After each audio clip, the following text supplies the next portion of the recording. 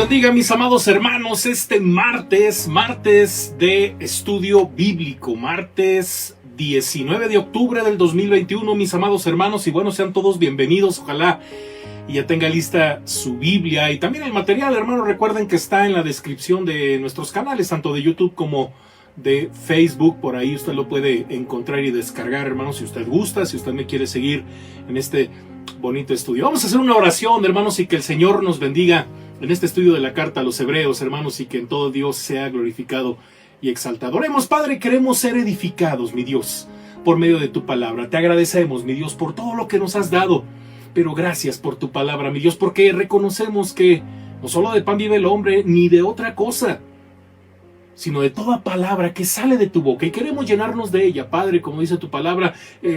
La palabra de Cristo mora en nuestros corazones. Mi Dios, ayúdanos, Padre, para no solamente ser oidores, sino hacedores de tu palabra. Bendícenos, mi Dios, y que mi vida solo sea un instrumento de gracia en tus manos, y que en todo seas tú glorificado y exaltado, Padre, en el nombre de Jesús. Amén. Amén, hermanos. No sé si usted recuerda, hermanos, que nos quedamos la semana pasada en el versículo 4. Ojalá y tenga por ahí su material de la semana pasada, y vamos a tratar, hermanos, de continuar con el siguiente material. Espero que también lo tenga ahí a la mano, hermanos, por si acaso. Yo creo que sí nos da tiempo, hermanos. Vamos a aprovechar pues el tiempo. Ok, hermanos, muy bien. Pues vamos a leer el versículo 4 de la carta a los Hebreos, capítulo 3, versículo 4. Dice la palabra de nuestro Dios: porque toda casa es hecha por alguno, pero el que hizo todas las cosas es Dios. Muy bien, hermanos, pues bueno, estamos en el tema general, en este tema, al menos en esta sección del capítulo 3, la comparación que hace el autor entre Moisés y Jesús, nuestro Señor Jesús, ¿verdad? Y bueno, hermanos, este versículo, el versículo 4, bueno, es un comentario explicativo y puede ser colocado entre paréntesis, como un comentario del autor. Una casa no crece como lo hace una planta. Cada casa tiene su constructor. La palabra casa, hermanos, puede ser entendida en su sentido literal, tal como en el versículo 3, por ahí ya lo leímos, cuando dice: porque tanto mayor gloria que Moisés es estimado digno cuanto tiene mayor honra que la casa que la hizo, ¿verdad? Bueno, espero que tenga su Biblia para que voy a de repente estar haciendo este tipo de lecturas, o la mayoría van a aparecer por ahí en pantalla, hermanos. Y bueno, o puede ser considerada en su sentido figurado, refiriéndose a la familia que vive en la casa. Y bueno, hermanos, el énfasis del verso 4 recae en la última parte de la oración: pero el que hizo todas las cosas es Dios. Y bueno, hermanos, el cambio de sujeto es marcado por el vínculo pero. Dios es el constructor de todo. A primera vista, el significado de esta cláusula parece incongruente con el contexto general que se refiere a Jesús. Hubiéramos esperado una declaración de que Jesús edifica la casa en vez de la observación globalizadora de que Dios edifica todo.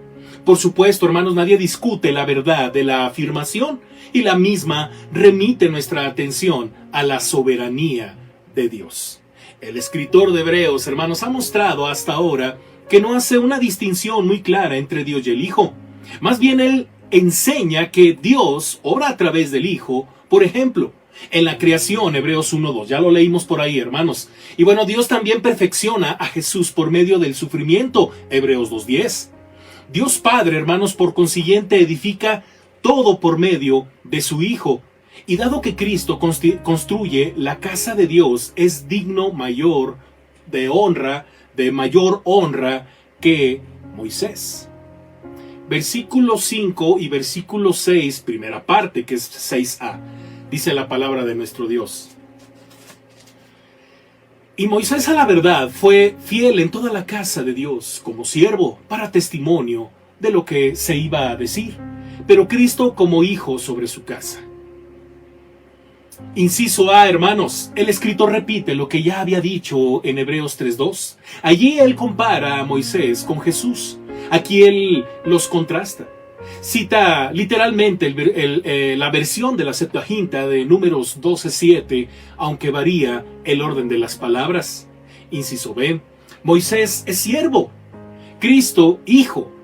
El contraste, hermanos, el contraste queda realzado por medio del uso de dos preposiciones distintas. Moisés era siervo de la casa de Dios, en tanto que Cristo es hijo sobre la casa de Dios. El escritor, inciso C, hermanos, el escritor escoge el término siervo para describir a Moisés. No llama a Moisés esclavo o asistente. Esta palabra siervo ocurre con frecuencia en el Antiguo Testamento, pero solamente una vez en el griego original del Nuevo Testamento, Hebreos 3:5. Significa que una persona está al servicio de alguien que es superior. También denota a alguien que desea servir, a diferencia de un esclavo que está obligado a servir. Hay una gran diferencia, hermanos. Inciso D. Moisés demostró ser fiel en la función que Dios le había dado y sirvió honorablemente con distinción. Por ahí, si usted quiere leer el pasaje de Josué 1, del 1 al 4, ahí viene ese testimonio. Cristo también, hermanos, es fiel, aunque Él ocupa una posición diferente. Él es el Hijo a quien Dios ha dado autoridad sobre la casa, es decir, la casa de Dios. Como más adelante vamos a profundizar, hermanos, allá en Hebreos, capítulo 10, versículo 21. Inciso E. Moisés funcionó como profeta y fue una prefigura de Jesús, el gran profeta. Deuteronomio 18, 15, Deuteronomio 18, 15 y Deuteronomio 15, 18, 18. Perdón, hermanos, ahí lo tienen ustedes en pantalla. Él dio testimonio de lo que habría de ser hecho en el futuro, más específicamente del evangelio que Jesús proclamó como plenitud de la revelación de Dios, como dice Hebreos 1:2. Versículo 6, parte B, la cual casa somos nosotros, si retenemos firme hasta el fin la confianza y el gloriarnos en la esperanza. La metáfora que describe al pueblo de Dios como una casa o un edificio aparece con frecuencia en el Nuevo Testamento. Ahí usted tiene en pantalla los pasajes bíblicos que aluden a esto que estamos hablando. Somos la casa de Dios, hermanos, dice el escritor de Hebreos. Esto significa, hermanos, que ahora los creyentes en Jesucristo y no los judíos constituyen la casa de Dios, como lo leemos en Efesios capítulo 2, versos del 19 al 22. Voy a hacer esta lectura, hermanos, es una lectura muy hermosa. Como le digo, voy a estar usando de repente la Biblia para referirme a algunos pasajes que son muy importantes recordar. Muy bien, Efesios 2 del 19 al 22. Dice: así que ya no sois extranjeros ni advenedizos, sino conciudadanos de los santos y miembros de la familia de Dios, edificados sobre el fundamento de los apóstoles y profetas, siendo la principal piedra del ángulo Jesucristo mismo, en quien todo el edificio bien coordinado va creciendo para ser un templo santo en el Señor, en quien vosotros también sois juntamente edificados para morada de Dios en el Espíritu. Hermoso pasaje, hermanos, y también por ahí, primera carta a Timoteo 3:15. Solamente los cristianos, hermanos, reconocen a Cristo a Cristo Jesús como la piedra principal. Es que solo en Él, como dice Colosenses 2:19, todo el cuerpo, nutriéndose y uniéndose por las coyunturas y ligamentos, crece con el crecimiento que da Dios. Y bueno, hermanos, hay dos cláusulas restrictivas. Inciso A, la cual dice: casa somos nosotros y retenemos firme hasta el fin. Fíjense bien estas dos cláusulas, hermanos. Ahorita voy a checar la otra. No podemos ser parte, hermanos, de la casa a menos que tengamos valentía. Y nosotros somos la casa de Dios si somos armados de valor. En la Nueva Traducción Viviente, hermanos, si usted tiene por ahí una Biblia, otra versión, así lo leemos, hermanos, y llama mucho la atención esta frase: si nos armamos de valor. En otras versiones dice: si somos valientes. Para los cristianos, hermanos, de origen hebreo, la tentación de volver al judaísmo no era de ninguna manera algo imaginario. Se les exhortaba a aferrarse a su fe en Cristo frente a la feroz oposición de sus conciudadanos judíos. Y es que, acuérdense de a quiénes fueron destinada, bueno, ¿a quién fue destinado esta carta? A los hebreos, hermanos, cristianos hebreos, cuya tentación de tantas que puede haber en nuestra vida, para ellos era, pues, volver, hermanos, al judaísmo. Entonces, para ese tipo de cosas se requiere valentía. Esto es como cuando usted viene del mundo. Y el mundo es muy atractivo, el mundo oprime muy fuerte, tiene una presión muy fuerte el mundo. Y si usted es valiente en el Señor, usted va a permanecer firme, pero si hay algo, hermanos, que Dios no tolera. De hecho, en Apocalipsis se habla de los cobardes, que no van a heredar el reino de los cielos. Eso es algo bien tremendo, hermanos, porque la valentía es parte, hermanos, de nuestra fe. De hecho, en el Antiguo Testamento, Dios le dijo a Josué, después de suceder a Moisés, imagínense nada más, un personaje de la talla de Moisés, y después de Moisés, Josué, ¿verdad? ¿Y qué le dijo Dios? Esfuérzate y sé valiente, ¿no? Capítulo 1, versículo 9, un pasaje muy, muy conocido. Entonces, esto es muy interesante, hermanos, porque se les exhortaba a aferrarse a su fe en Cristo frente a la feroz oposición de sus conciudadanos judíos. Pero los cristianos gentiles, hermanos, deben también estar alertas ante la persecución.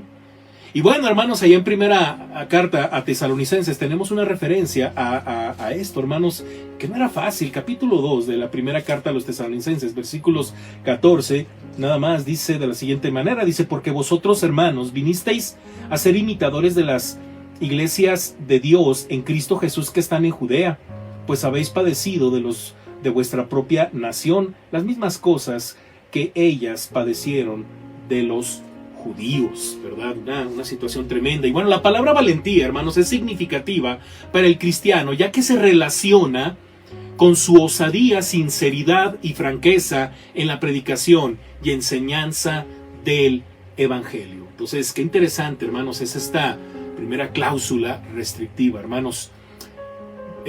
Inciso B, la segunda, hermanos, mire, la confianza y el gloriarnos en la esperanza, dice el autor. Si los lectores de esta epístola no se aferran a la esperanza de la que se glorían, ya no forman parte de la casa de Dios. Más adelante, hermanos, en el texto de la epístola, el escritor explica qué quiere decir cuando habla de esperanza. Habla de la inmutable naturaleza del propósito de Dios y de la imposibilidad de que Dios mienta.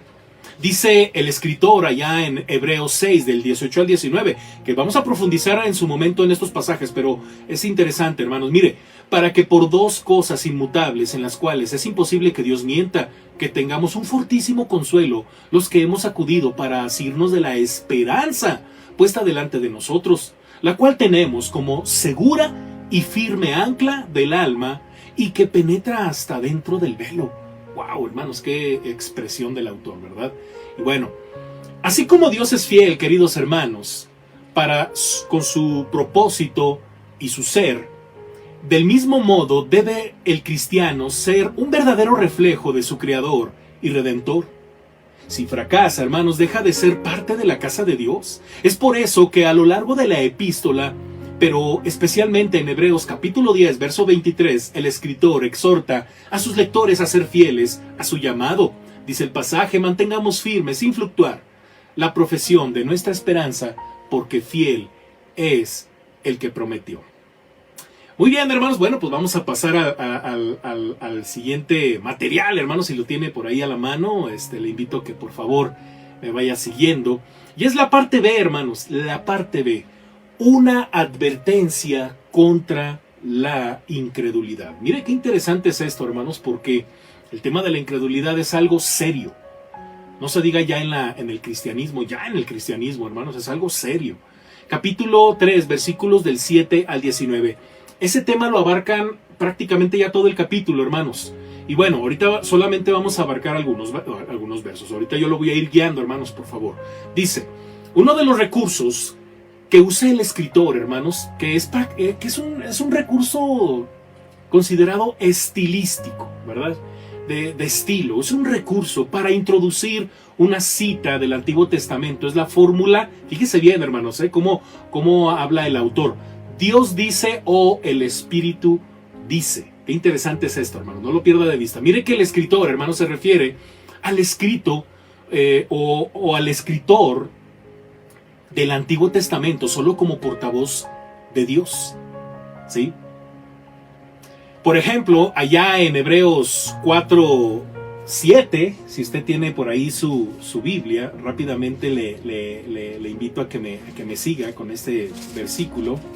Dice Hebreos 4:7, otra vez determina un día, hoy, diciendo, después de tanto tiempo, por medio de David, como se dijo, si oyeres hoy su voz, no endurezcáis vuestros corazones. ¿Verdad? Es un pasaje muy interesante, que por cierto ahorita vamos a hablar un poquito de esa cláusula pequeñita hoy, ¿verdad? Pero bueno, ahorita...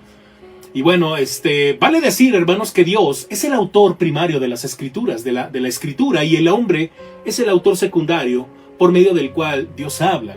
La escritura es, para el escritor de Hebreos, palabra de Dios, y esa palabra es divina. No cabe duda, hermanos, de que Él tiene un alto concepto de la escritura. Muchas veces, hermanos, en esta epístola el escritor cita un pasaje del Antiguo Testamento sin una transición limpia en el contexto.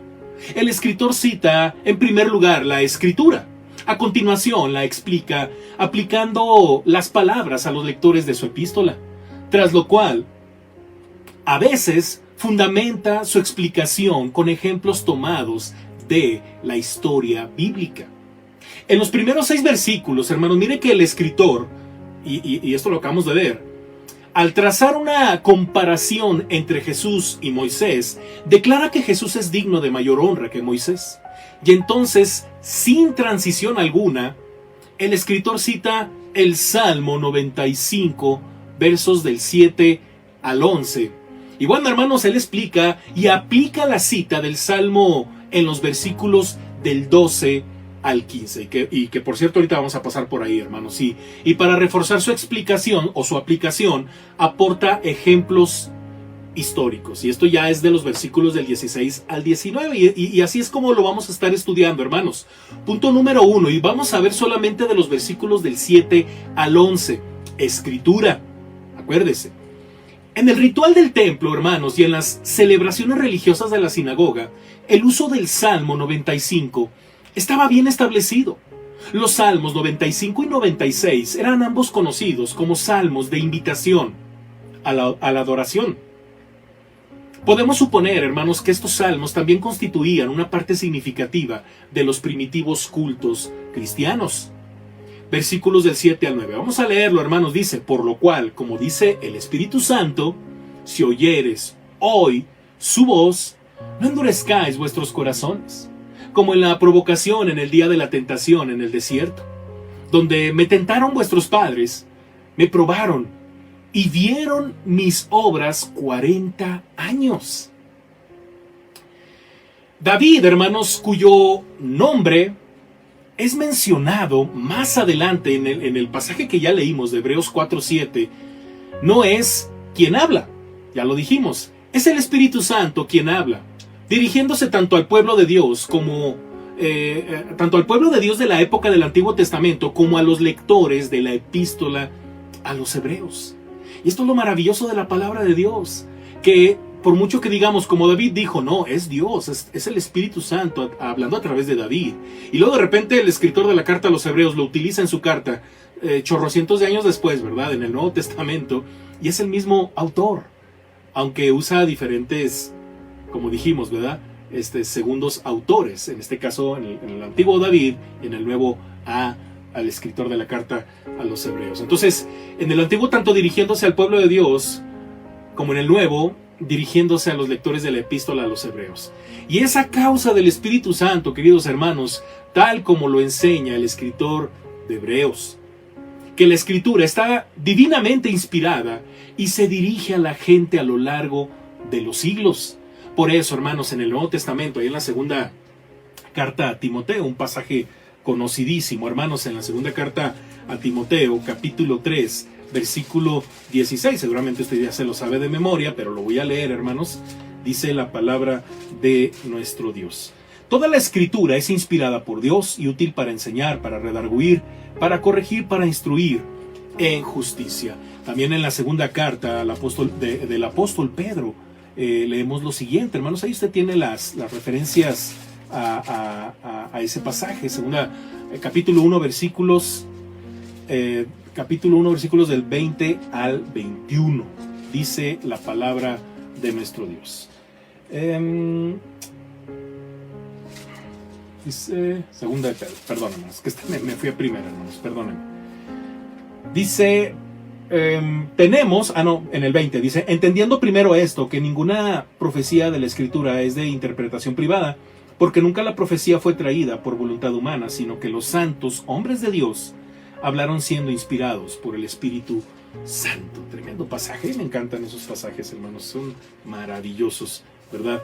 Y bueno, hermanos, el Espíritu Santo le habla al hombre por medio de la inspirada palabra de Dios. No sé si usted recuerda, hermanos, allá en Hebreos, capítulo 4, versículo 7, dice el versículo, ¿verdad? Hoy, dice, otra vez determina un día y luego dice, hoy. ¿Qué significa esto, hermanos? La palabra de Dios es viva y eficaz y más cortante que toda espada de dos filos, hermanos, como más adelante el autor escribe en el capítulo 4, verso 12. No hay tiempo, hermanos, en que la escritura se vuelva obsoleta o irrelevante, ¿verdad? Irrelevante. Hay gente que dice, no, es que ese es el libro antiguo. Hay otro, hay religiones, ¿verdad? Que presumen de un nuevo libro, de un nuevo testamento de Jesús, y que la Biblia que usted y yo usamos comúnmente, ¿verdad? Es el Evangelio viejo, el libro viejo, el europeo, ¿verdad? Así dicen, en serio, hermanos, es tremendo lo que dicen estas personas. Pero acuérdense también lo que dice Gálatas 1:8, ¿verdad? Que cualquiera que traiga otro evangelio sea anatema, ¿verdad? Así sea un ángel, así sea quien sea anatema. Mucho cuidado, hermanos. Por eso no hay tiempo en que la escritura se vuelva obsoleta o irrelevante. Dios, hermanos, le habló al pueblo de Israel en el desierto. David compuso el Salmo 95, por medio del cual Dios se dirigió a los israelitas. El escritor de Hebreos cita cierto número de versículos de dicho salmo y dice que el Espíritu Santo habla a aquellos que leen la epístola. La palabra de Dios todavía nos habla hoy, queridos hermanos. Así es que léala y busque la voluntad de Dios. Mire que aquí hay algo muy, muy interesante en la dinámica de la Biblia. Y es algo que voy a estar comentando mucho porque en esta semana empezamos con el principio bíblico de la palabra de nuestro Dios. Y también voy a empezar en Venid y Ved, hermanos, con la palabra, que es el primer capítulo. Entonces, es la primera lección. Y hay algo bien interesante, hermanos. Mire que cuando nos acercamos a la Biblia, buscando nuestros propios deseos o tratando de encontrar algo que se acople a nosotros porque no queremos soltar, entonces estamos buscando así como que el pretexto, ¿no? Y decir, no, es que la Biblia lo dice, ¿verdad? Y luego de repente se genera esa mala práctica de sacar un texto de su contexto, ¿no? Bueno, el diablo es experto en eso, mucho cuidado. Pero yo te invito, hermano, que acércate a la palabra de Dios con toda la intención de conocer el corazón de Dios. Y es la única manera en la que nos vamos a refinar, hermanos, nos vamos a limpiar de todas esas cosas que están mal en nosotros. No hay verdad en nosotros, dice Juan, ahí en 1 de Juan capítulo 1, verso 8. O sea, no hay verdad en nosotros. Porque imagínense de repente pensar que no tenemos pecado, porque lo hemos justificado sacando un texto de su contexto. Mucho cuidado, hermanos, porque Él habla hoy. Y así como habló en el Antiguo Testamento, hermanos, muchos años atrás, por medio de David, y hace como 2000 años, Él habló a través del autor de la carta a los Hebreos, nos habla también a nosotros en la actualidad, en el 2021. Hermanos, dice el pasaje, si oyeres hoy su voz, no endurezcáis vuestros corazones. La referencia apunta, hermanos, a los cantantes, fíjese bien, y oyentes originales del Salmo 95. Y en el original hebreo, hermanos, está expresada en esta forma de deseo. Pero en griego, hermanos, recibe la forma de una oración condicional. Y esto es bien interesante, hermanos, porque mire, la oración significa lo siguiente. Si llegáis a oír la voz de Dios, escuchad lo que Él tiene que deciros. No seáis como vuestros antepasados, que hicieron oídos sordos a la voz de Dios. Por lo tanto, Dios os está diciendo, no endurezcáis vuestros corazones. Es decir, nunca dejen de hacer caso a mi voz, ya que ello ocasiona dificultades. ¿Por qué de repente la fe cristiana se nos vuelve muy difícil, hermanos? De por sí el cristianismo es complicado, la vida es complicada. Y luego todavía, hermanos, no escuchamos al Señor. Entonces se vuelve muy difícil. Eso ya es muy dificultoso, hermanos. Santiago, hermanos, por cierto, en su epístola lo dice brevemente en el capítulo 4. Ya estudiamos Santiago, hermanos, pero fíjense bien cómo dice Santiago 4:4. O almas adúlteras, ¿no sabéis que la amistad del mundo es enemistad contra Dios? Cualquiera, pues, que quiera ser amigo del mundo, se constituye enemigo de Dios. Por eso le digo, esto es bien grave, hermanos. Bien grave, porque incluso cuántos cristianos se andan comportando como enemigos de Dios, mundanos, hermanos. Y no profundizan, no consideran lo grave, hermanos, que es estar en la misma casa portándose mal. Cuando estás en casa, ¿verdad? Y hay reglas, bueno, pues hay disciplina. Eso pasa con muchos cristianos, ¿verdad? De repente no entienden, no se explican. Es que hemos dejado ir a Dios, hermanos. Sí, oímos un montón de cosas. Canciones, que el devocional de no sé quién, que leemos libros por aquí, pero no oímos directamente la voz del Señor. Por eso, hermanos, no endurezcamos nuestro corazón, hermanos. Mire que la frase no endurezcáis vuestros corazones tiene un origen semítico, hebreo. Bueno, ahí en el material usted lo va a leer como hebreo, pero no tiene dificultad en entenderse lo que significa. En nuestra cultura utilizamos el concepto de sordera y decimos que una determinada persona, al no hacer caso al orador, rehúsa deliberadamente oír. No obstante, hermanos, al hacerlo, la persona toma sobre sí toda la responsabilidad por su negligencia voluntaria y por su negativa a escuchar. Hay muchas cosas que se dicen en la iglesia, que el pastor dice, que el maestro dice, y es bien triste cuando usted las escuchó, o bueno, más bien las oyó, y luego su vida es como si no hubiera escuchado nada. Y bueno, hermanos, eso es delicado, porque va a haber un día, hermanos, yo lo que quiero pensar, cuando he pensado en el día del juicio, porque hemos hablado mucho sobre el tema, pues sí, no va a haber manera para que usted diga, no, pero es que yo no sabía. Y el Señor te va a decir, bueno, pero yo te di un pastor. Yo te di maestros y tú ni a la escuela dominical ibas. Y cuando hubo pandemia, bueno, ni siquiera veía los videos, que hasta duraban bien poquito. ¿Cómo no vas a saber si tú no quisiste oír? Entonces es ahí donde tenemos que dar cuenta, hermanos. Lo pongo así porque es la verdad, ¿verdad? Ok, siguiente frase, como en la provocación, en el día de la tentación, en el desierto. Hermanos, Dios le habla a su pueblo Israel y le recuerda lo que sucedió en el desierto durante el peregrinar de los 40 años. Hasta hace referencias a lugares específicos. Él habla de Meriba y Masah. En el Salmo 95:8, hermanos, en la Septuaginta, estos dos nombres son traducidos como rebelión y prueba respectivamente. Después de que el pueblo, hermanos de Israel, al comienzo de su viaje, dejando atrás el desierto de Sin, cercano a Refidim, no sé si usted recuerda esta historia, le faltó el agua. Como contendieron con Moisés, hermanos, Dios le dijo a este que golpease una roca. Él lo hizo y el agua brotó. Llamó Moisés a dicho lugar Masah, que quiere decir prueba, y Meriba, que es el término que significa rencilla, según Éxodo 17:7. Casi al final de su viaje, hermanos, 40 años, el pueblo de Israel contendió nuevamente a causa de la sed. Esta vez Moisés perdió los estribos, golpeó la roca 2 veces en vez de hablarle como Dios le había dicho, y perdió el derecho a su puesto como líder de los israelitas. En consecuencia, hermanos, no se le permitió entrar a la tierra prometida. Moisés llamó ese lugar Meriba, según Números 20:13.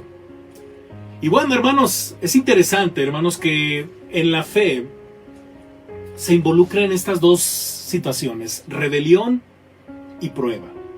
¿Cuándo ponemos a prueba a Dios, hermanos? ¿Cuándo ponemos a prueba a Dios? Bueno, hermanos, cuando oímos, ¿verdad? Cuando sabemos que Él es nuestro proveedor, que Él nos da todo, cuando Él es el Señor de nuestra vida. Y nuestra vida, hermanos, básicamente es como si esas cosas no las supiéramos. Y constantemente estamos tentando al Señor, ¿verdad? Estamos tentando como si Él no fuera ese proveedor en nuestra vida. Y de repente renegamos, es que Dios no me das nada, y es que, ¿por qué me pasó esto? Mucho cuidado, hermanos, mucho cuidado, porque eso fue lo mismo que le pasó al pueblo hebreo en el pasado. Se quejaban, ¿verdad? No, ¿por qué nos sacaste? Mejor volvamos, y tantas cosas, hermanos. Y luego, peor, hermanos, la rebelión. De repente somos rebeldes, de repente nos enojamos, perdemos los estribos. Y creo que este ejemplo de Moisés, hermanos, es muy claro, porque ni siquiera Moisés se salvó de eso, hermanos. Ahora imagínense nosotros, ¿verdad? Usted dirá, no, pastor, pero es que eso es en el Antiguo Testamento, hoy estamos bajo la gracia. No, a ver, espéreme. No estamos hablando de irse al cielo o al infierno. Estamos hablando, hermanos, de que si estamos en casa y somos rebeldes, el Señor nos va a disciplinar. Nos va a llamar la atención. Nos va a privar quizá de algunas cosas porque hemos demostrado que nuestro corazón no está listo. Entonces, por más que las decíamos, ¿verdad? Pues no van a pasar. ¿Por qué? Porque Dios sabe. Dios sabe hasta dónde nuestro corazón puede soportar. ¿Por qué? Porque de repente perdemos los estribos. Y bueno, hay que hacer un escrutinio de nuestras almas, hermanos, de qué es lo que sucede. Siguiente frase, dice el siguiente verso, ¿verdad? Dice, donde me tentaron vuestros padres, me probaron y vieron mis obras 40 años. Desde el primer año, hermanos, hasta el 40º año, el pueblo de Israel, hermanos, puso a prueba la paciencia de Dios. La historia de los 40 años que los hebreos viajaron por el desierto está repleta de ejemplos de incredulidad e infidelidad, tanto de jóvenes como de viejos. Y sin embargo, hermanos, en medio de la rebeldía del pueblo de Israel, Dios exhibió sus obras poderosas. Una columna de fuego durante la noche para protegerlos del frío del desierto. Una nube durante el día para protegerlos de quemarse de los rayos del sol. Maná para satisfacer su hambre. Agua de la roca para calmar su sed. Además, hermanos, algo bien tremendo, su ropa y calzado no se desgastaron, no se gastaron, hermanos. Mire, ahí están las referencias bíblicas de todo esto que le estoy hablando. El Señor, Dios de Israel, hermanos, fue su roca y escudo durante 40 años. Versículos 10 y versículo 11. A causa de lo cual me disgusté contra esa generación y dije, siempre andan vagando en su corazón y no han conocido mis caminos. Por tanto juré en mi ira, no entrarán en mi reposo. Hermanos, la paciencia de Dios había sido probada hasta el límite. Por esa gente rebelde, su ira estalló. Dios estaba furioso con esa generación. 2 veces se dirigió a Dios, a estos obstinados israelitas, y les habló directamente, ¿verdad? Bueno, Dios se dirigió a ellos, a este pueblo obstinado y les habló directamente. Y bueno, siguiente frase dice, siempre andan vagando en su corazón y no han conocido mis caminos. Hermanos, podemos encontrar lo dicho por Dios, palabra por palabra, en el libro del Números, capítulo 14 y en Deuteronomio 1. Pasajes en los cuales Moisés registra, hermanos, el relato histórico de la rebelión de Israel. Cuando el pueblo rehusó entrar en la tierra prometida, quiso regresar a Egipto y eligió otro líder. Dios, hermanos, le dijo a Moisés en Números 14:11, fíjese bien, hermanos, y Jehová dijo a Moisés, ¿hasta cuándo me he de irritar este pueblo? ¿Me ha de irritar este pueblo? ¿Hasta cuándo no me creerán con todas las señales que he hecho en medio de ellos? La última señal, hermanos, ¿cuál es? ¿Se acuerda cuál era la señal, hermanos, que Jesús les mostró a los judíos? La de Jonás, ¿verdad? ¿Se acuerda? Bueno, que la muerte y resurrección de Cristo. Muy bien, los israelitas, hermanos, no se rebelaron contra Dios una vez. Tras el regreso de los espías, si usted recuerda, allá en el libro de Números, capítulo 14, verso 22, hermanos, pusieron a prueba a Dios 10 veces. Así dice el pasaje. Y se negaron a escuchar su voz. Sus corazones estaban llenos de incredulidad y sus ojos estaban ciegos a los milagros que hacía Dios. Siguiente frase. No entrarán en mi reposo. Hermanos, puesto que el pueblo de Israel, hermanos, trataba a Dios con desdén, este juró solemnemente, no verán la tierra de la cual juré a sus padres, no, ninguno de los que me han irritado la verán, allá en Números 14:23 y también allá en Deuteronomio 1:35. Hermanos, Dios les quitó la promesa de reposo a los incrédulos israelitas y les dijo que morirían en el desierto. Los hijos de ellos, que tuvieran 20 años o menos podrían entrar en la tierra que Dios les había prometido a sus antepasados. La tierra que los israelitas iban a poseer es llamada reposo, ya que allí ellos tendrían una morada permanente y segura, según Deuteronomio 12:9. La tierra de Israel, hermanos, les sería dada a aquellos que no habían despreciado a Dios. En su ira, Dios juró que todos los demás no verían la tierra, sino que morirían en el desierto. Dios decía, hermanos, que dejaría de ser Dios, por decirlo de alguna forma, por así decirlo, antes que dejar que esos israelitas rebeldes entrasen en la tierra de Canaán. Hermanos, en el contexto de la posesión de la tierra prometida por parte de los israelitas, el concepto reposo, hermanos, se había cumplido solamente en un sentido limitado. La manera de vivir del nómada errante había terminado y la carrera del valiente soldado cesó cuando la tierra fue conquistada. Sin embargo, déjame decirte, hermano, que la palabra reposo tiene un significado mucho más profundo que el escritor explicará más adelante en el capítulo 4. Y vamos a dejarle hasta aquí, querido hermano, y bueno, la siguiente semana, si Dios nos lo permite, vamos a continuar con el versículo 2, hermanos. Oremos. Padre, gracias por este tiempo en el que hemos reflexionado en Hebreos capítulo 3, en estos maravillosos versículos, la importancia, Padre, de permanecer firmes, de mantenernos firmes escuchando tu voz, Padre bendito, y que no haya rebeldía, que no haya esa prueba hacia ti de nuestra parte, mi Dios, como si tú fallaras, como si tratásemos de solamente usarte para nuestros propios beneficios. Padre, gracias por el propósito maravilloso que nos muestras a través del Evangelio. Gracias por tu Hijo Jesucristo, por ser parte nosotros, Padre, ahora de la familia espiritual. Sigue guiando nuestros corazones. Bendice a tu iglesia y que sigamos estudiando tu palabra, Padre, para ser no solamente oidores, sino hacedores de ella. En el nombre de Jesús. Amén. Amén, mi querido hermano. Y bueno, pues Dios te bendiga el día de mañana, si Dios nos lo permite, nos da vida y salud. Es nuestro miércoles de capacitación. Estamos teniendo a las 7 de la noche, por medio del Zoom, estamos teniendo el estudio de principios bautistas. El día de mañana damos comienzo al segundo principio, el principio bíblico, que es la autoridad del Nuevo Testamento de nosotros como iglesias cristianas bautistas. Y es bien interesante, hermanos, por favor, si usted puede acompañarnos el día de mañana, no se lo pierda, va a ser de gran bendición. Y bueno, el día jueves, que es nuestro jueves de evangelismo y discipulado, al punto de las 7 de la noche, yo voy a dar comienzo al Venid y Ved, hermanos, al primer capítulo. Es el capítulo de la lección que tiene que ver con la palabra de Dios, y vamos a aprender muchísimas cosas. No subestimen ese estudio, hermanos, porque mire que para mí esa es la base. A la luz de la palabra, esa es la base de todo lo que de repente queremos profundizar, ¿verdad? De repente queremos meternos en otros temas cuando ni siquiera sabemos usar la Biblia, o queremos algo de parte de Dios cuando ni siquiera hemos entendido a profundidad lo que significa la oración. De repente no sabemos por qué estamos batallando con algunos pecados, el tema de la tentación, el tema del testimonio, el tema de los dones espirituales, la Santa Cena, el bautismo, etcétera, la iglesia, y las responsabilidades cristianas. Ya dije casi todas las lecciones que vamos a estar viendo, hermanos, en este bonito estudio. Lo espero a las 7 de la noche el día miércoles, hermanos, el día de mañana.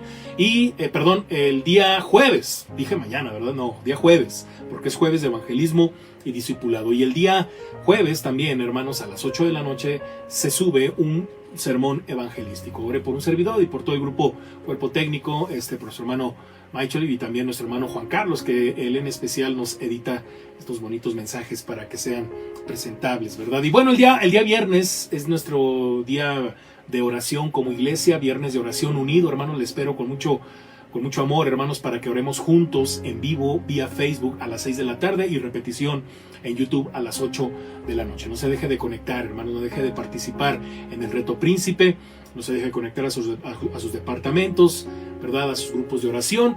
Y bueno, hermanos, pues Dios me les bendiga. Esto ha sido todo, hermanos. Ojalá y no se esté perdiendo estos estudios tan hermosos, hermanos. Dios me les bendiga. Descansen. Bye.